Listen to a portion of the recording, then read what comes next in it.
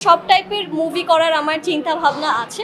সবসময় যে শুধু কারো নায়িকা হয়ে বা হচ্ছে গিয়ে কারো ওয়াইফ হয়ে এরকম করে যে এসব চরিত্রে অভিনয় করতে হবে তা না। আমার কাছে মনে হয় যে এটা আমার হিডেন ট্যালেন্ট, সেটা হচ্ছে আমি খুব সুন্দর করে অ্যাক্টিংও করতে পারি। কাজ নিয়ে পরিকল্পনা হচ্ছে কাজটা আসলে আমি তখন করতে পছন্দ করি যখন ওই কাজটা মনে হয় যে আমি সুন্দর করে করতে পারবো। তো অভিনয় করার ইচ্ছা আছে, কিন্তু মনে হচ্ছে যে অভিনয়টা আসলে অনেক বড় একটা কাজ, যেটা আসলে সব সময় সবাইকে দ্বারা হয় না। তো আমার কাছে মনে হয় যে আমার যেটা আমার হিডেন ট্যালেন্ট, সেটা হচ্ছে আমি খুব সুন্দর করে অ্যাক্টিংও করতে পারি। কিন্তু ওই জায়গাটাতে আসলে অ্যাক্টিংয়ে নিজেকে দেখার ইচ্ছা আছে, কিন্তু আমি চাচ্ছি যে আর একটু সুন্দর করে নিজেকে গ্রুম আপ করে তারপর অভিনয়ে ঢোকার। কথা চলছে, অনেকের সাথে কথা চলছে, তো আমি আসলে খুব চেষ্টা করছি যে বুঝে শুনে কাজ করতে। তো আগামীতেও এটাই হবে যে আমি কাজ কম করব, কিন্তু যাই করব এমন কিছু করব যেটা আসলে সবাই পছন্দ করে অ্যান্ড সবার অ্যাপ্রিসিয়েশন পাই।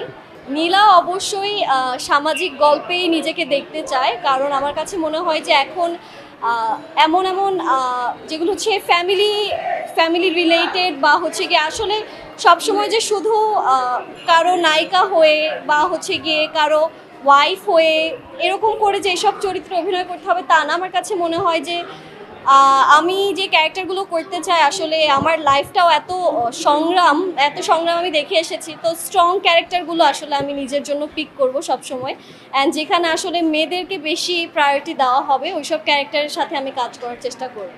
পছন্দের অ্যাক্টর আসলে এটা ডিপেন্ড করে আমার চরিত্রটা কি, আমাকে কোন রোলে দেওয়া হচ্ছে। আর শুধুমাত্র যে অ্যাক্টরদের সাথেই মুভি করতে হবে তা না, দেখা যাচ্ছে যে মুভি তো এখন অনেক টাইপের হচ্ছে, বিভিন্ন রকমের মুভি হচ্ছে। তো শুধুমাত্র যে লাভ স্টোরি টাইপেরই মুভি করতে হবে বা অ্যাক্টরের সাথে কোন অ্যাক্টরের সাথে দেখতে চাই, এই কোয়েশ্চেনটা আসলে আমি অনেক পাই।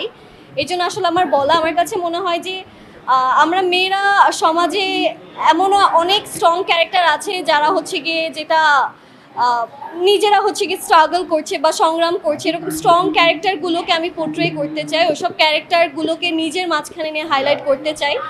আর অবশ্যই যদি অডিয়েন্স পছন্দ করে সেক্ষেত্রে দেখা যাবে যে সব টাইপের মুভি করার আমার চিন্তা ভাবনা আছে। তো ইনশাল্লাহ দেখি কি হয়। সবাই তো আমার অনেক সিনিয়র, আর পছন্দের বলতে সবাই পছন্দের, সবাই যারা যা ইন্ডাস্ট্রিতে আছে সবাই অনেক আগে থেকেই কাজ করছে, তো কম বেশি সবাইকে খুবই ভালো লাগে। আর যদি একান্তই সব থেকে আইকনিক কারো নাম নিতে হয় তাহলে আমি বলবো চঞ্চল চৌধুরী স্যার। তার অ্যাক্টিং আমার খুব ভালো লাগে, অ্যান্ড আমার মনে হয় যে বাংলাদেশে আসলে তার থেকে শেখার অনেক কিছুই আছে। অ্যান্ড আমি চেষ্টা করি যে যারা যারা সিনিয়র আছেন তাদের সবার কাছ থেকে কম বেশি শেখার।